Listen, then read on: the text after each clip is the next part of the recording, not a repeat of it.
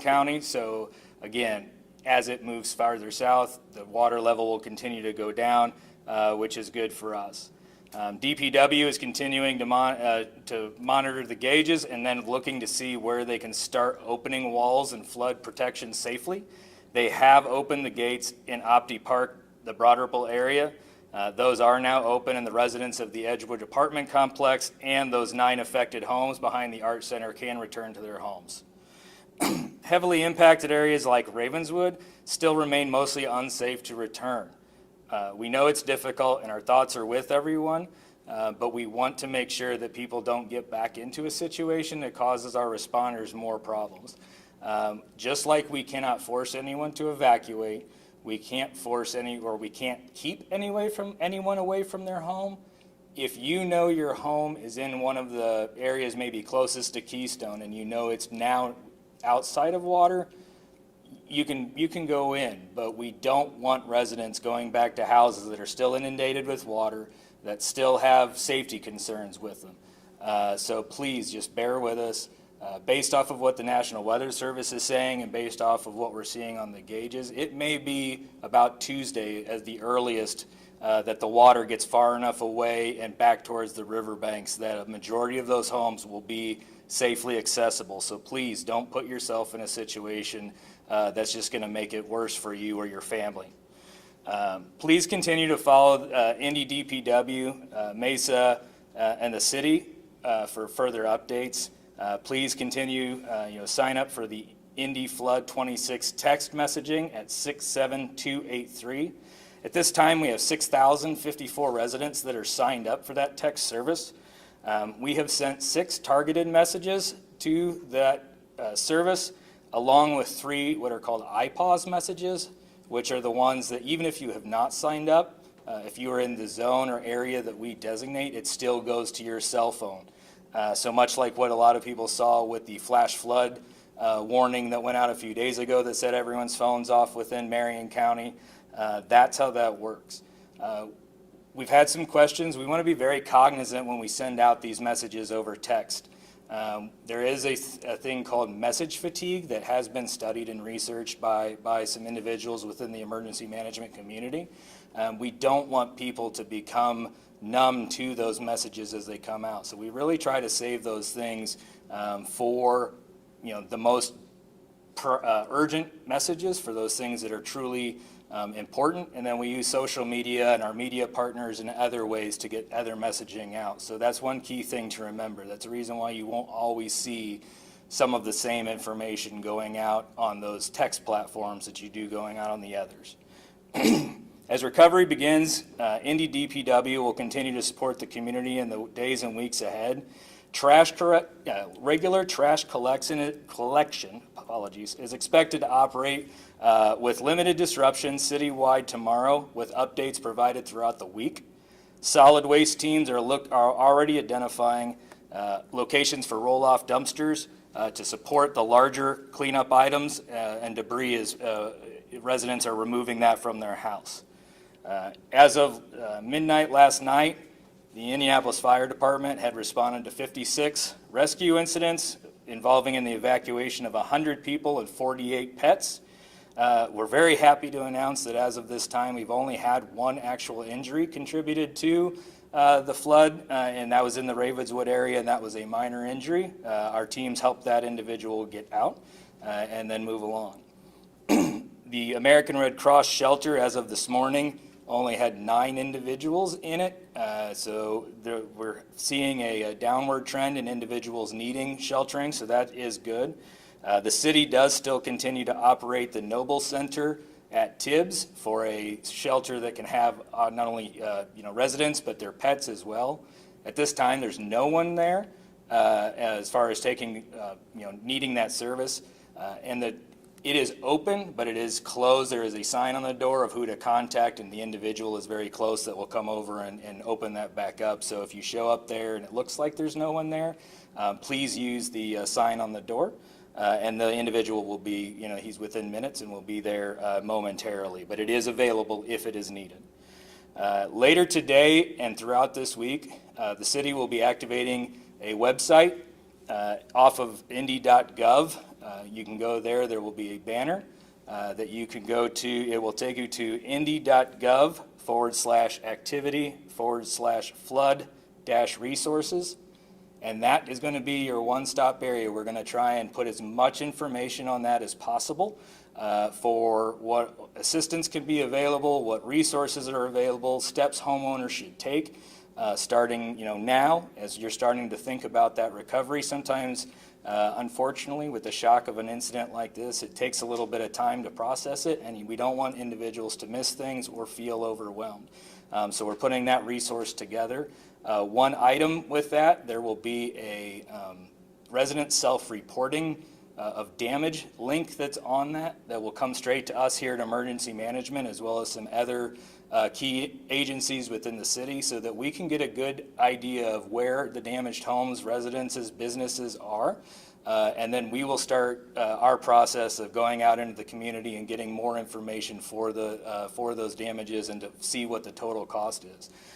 We really want individuals to fill those out because it will then further our case when we work with the state and with FEMA for the assistance that individuals need. So we want individuals to go to that site and look at that. So that should be up either later today or first thing in the morning. At that time, that's most of the steps I have. One other thing we do really want to stress with all of the things that are upcoming, if you have insurance, you do need to contact your insurance company now. Even if you may get assistance down the line, even if there's things, even if you do not have flood insurance, contact your insurance company now and know what you're allowed to do, what you're not allowed to do, what they may provide, even if there are other things, unfortunately, down the line that you need to take part in, but you need to do that immediately. We also want to encourage everyone in this day and age of cell phones and phone cameras, document everything, document all the damage at your home, try to get video of things, document especially your larger items. It all helps to prove your case when you're trying to work through some of these things, so that hopefully you can get back to normal as soon as possible and we can get the community back to life. So that's it for me. All right, questions? Could you just give us your first name and last name and title, and then after that, if there's one takeaway you want viewers to know, what would that be? So Jacob Spence, I'm the Director of Emergency Management for Marion County. I would say the one takeaway is, unfortunately, this is probably going to be basically a 100-year flood, but please use this as, to learn and to think about the next one. That's what we're doing here. Most everyone on our staff has not been through this in a long time or have never been through this, so this is the time to take these lessons, and hopefully we can make it better for the next time. We're already seeing a great outpouring of support from the community. I think that's one thing in this day and age too. It's always great to see Hoosiers come together after these things. We're putting part of our resource page. We've already had lots of community groups coming out saying we want to help and we want to do. And so, that's always, while after any incident like this, it's tragic, those are always the good things, and the Hoosiers are always great for that. Maybe on that note, can is the city going to do anything more if weather events like this are going to become more normal? What kind of preparation? Yeah. So after everything, just like we do with our special events in town and all of that, we will do an after action, a thorough after action with all city agencies and our partners. And no, exactly. We will see what went well. We will see what did not go well. Where we can do better and improve, and we will use it to make a better response and hopefully work with the citizens to be more prepared. I think one thing that every community I've talked with around us is, because these have not been frequent, a lot of the data that we used was, it's going off of old data, and the engineers do their best to make sure we have the accurate stuff, and now unfortunately, we have a lot of data to help verify things, and so now we're going to go back and look at our plans and make sure that we're doing the right actions for that. We've had a lot of people asking about what they can do to assist people. Is that what this website can do? Yeah, so we'll have links that and information that go to whether you want to donate items, whether you want to volunteer your time. You have a group that wants to do different things, so we're going to try and make sure as much as possible that we help guide and give those people the avenue to help, because we want people to help, but we also want to make sure it's the right way. If you do want to donate items, most areas, like we know one area is already up at the Washington Township Schools. I've seen a few others that are out. Make sure you're donating the items that are truly in need. Sometimes people like to donate things that they think could be helpful just to get them out of their house, for lack of a better term. And we don't want that. We want things that people truly need and can use that we don't have to sort through.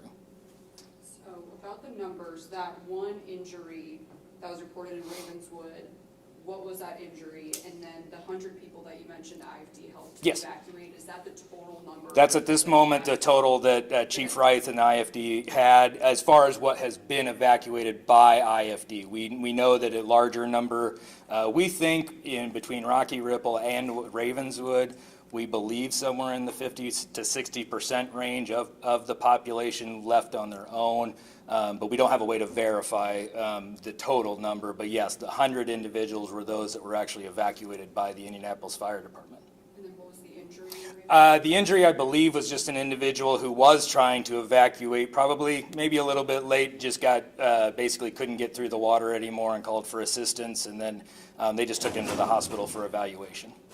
And I'm not a meteorologist, so there may be like an easy answer to this question that we already are aware of, but what made this particular weather event so conducive to the level of flooding that we've seen? Because like we've had a lot of rains before, we've had different various storms, so what conditions were right such that we saw this, like you said, like 100-year type flooding event? Yeah, and I will say I'm not a meteorologist either. I don't know that I can give a definitive answer. I think based on what we saw, especially in Delaware County and Madison County, which was kind of the starting point, they had just such an isolated high amount of rain at such a quick pace that it just, overwhelmed everything. And there we are, as you touched on, we had already had quite a bit of rain before that.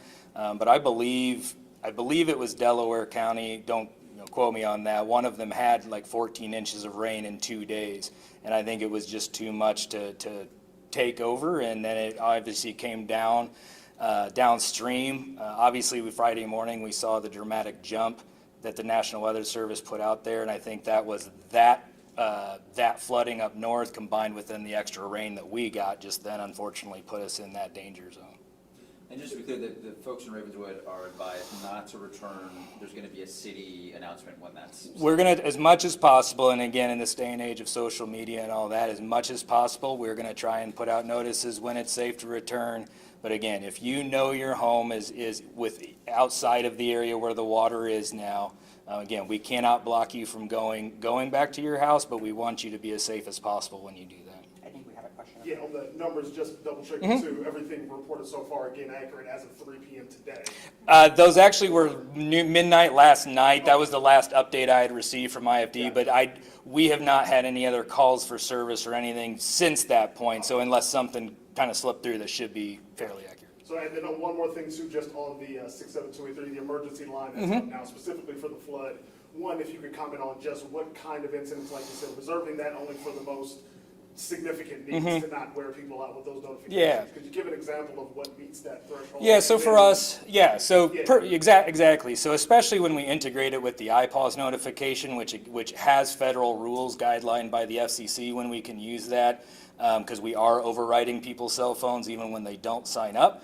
An example would be when DPW gave us notice that they needed to close those gates for the areas where people would be isolated. We wanted to ensure that as much as possible that was communicated, but we also didn't want to send it in such a wide swath that we panicked a lot of people, so we tried to keep that local, and then we combined that with IFD and individuals going door to door and assisting with getting that information out.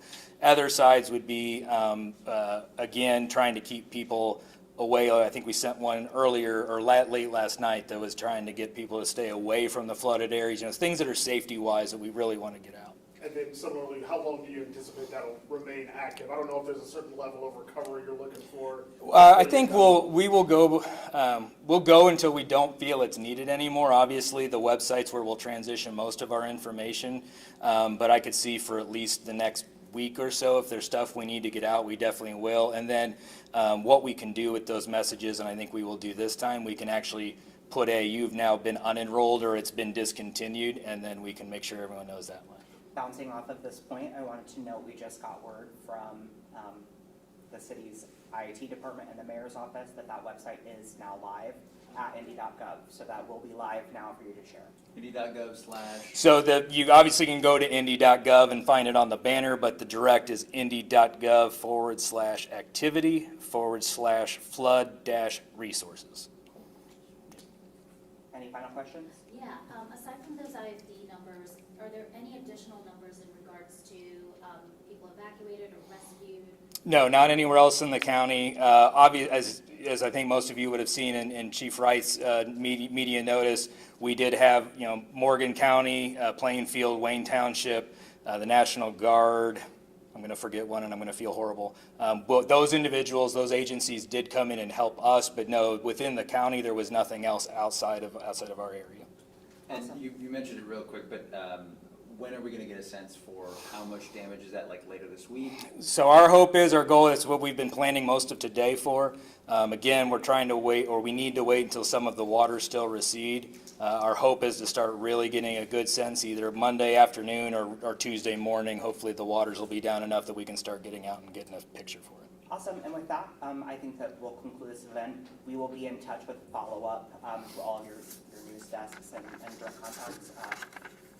Do you have like that link and everything in writing? Thank you so much. Thank you guys. Yeah.